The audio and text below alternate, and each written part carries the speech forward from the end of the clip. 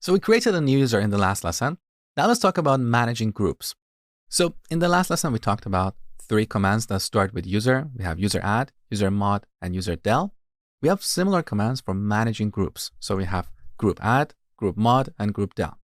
So let's add a new group called developers.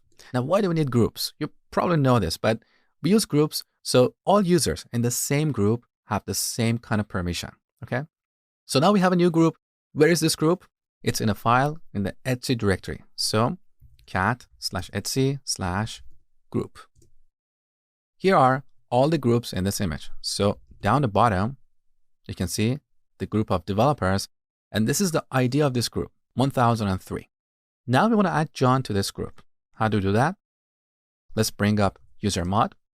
So here we have an option for setting the group. Here it is. Again, we have a short form with a capital G and a long form that says groups. With this, we can set the supplementary groups for this user. But we also have another option with the lowercase g or GID that is for setting the primary group of the user. So what is the difference? Well, every Linux user has one primary group and 0 or more supplementary groups. Now, why are these groups separated? Well, let's say John is part of 5 groups, and now he wants to create a new file.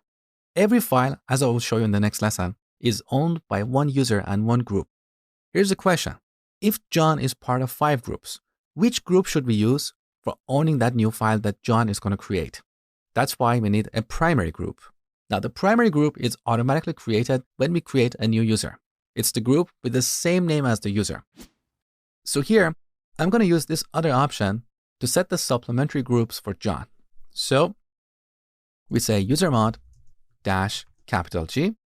Now here we type the group name, that is developers, and then we add John to this group. Great. Now let's look at the password file one more time. So cat/etc password. Now, what if we only want to see the record for John? We can use piping again. So here we can use grep and search for John. That's one way. Another way is to use grep and search for John in etc/password. So in this record, I told you that this is the user ID for John, and this is the group ID. This is the ID of John's primary group. Now, where the secondary groups are stored, I can't recall on top of my head, and it doesn't really matter. We actually have a command for seeing the groups of a user. We type groups and then the name of the user, so John. So John is currently part of 2 groups. One group is John, which is John's primary group, and the other one is developers, which is a supplementary group, okay? Now, of course, we can add John to more supplementary groups, and that's what I want you to do as an exercise. So pause the video, add John to a new group called artists. In the next lesson, we're going to talk about file permissions.